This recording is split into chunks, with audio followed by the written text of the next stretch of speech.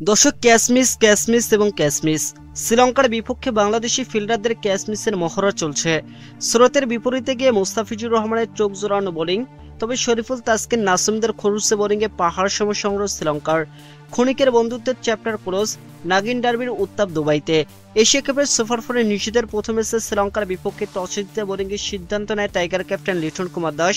বোলিংয়ের শুরুটা ভালো ছিল না বাংলাদেশের। এদিন শেখ মাহাদি হাসান ও শরীফুল ইসলামকে একাদশে নিতে বাদ দেওয়া হয় নুরুল হাসান সোহান ও রিশাদ হোসেনকে।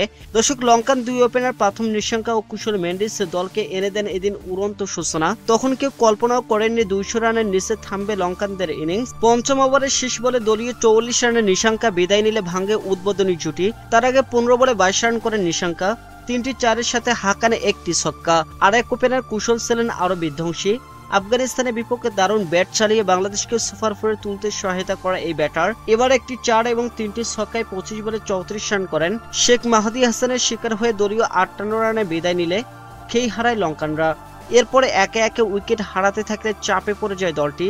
তবে সেই চাপ দূর করার দায়িত্ব কাঁধে তুলে নেন দাসুন সানাকা। কামিল মিশারা 11 বলে 5 এবং কুশাল পেরেরা 16 বলে 16 রান করে বিদায় নিলে সানাকা সঙ্গী হিসেবে পান অধিনায়ক চারিত আসালাঙ্কাকে।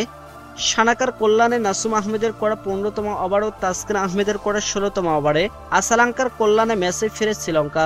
বিপর্যয় ও প্রতিরোধের পর রান রেট বাড়ানোর দিকে মনোযোগ দেয় দুজনে। তবে মুস্তাফিজুর রহমান এসে নিয়ন্ত্রণ করেন রানের ধারা। যদিও শেষ দিকে ক্যাচ মিসের মহড়া দেখিয়ে আফসোস বাড়িয়েছে টাইগাররা।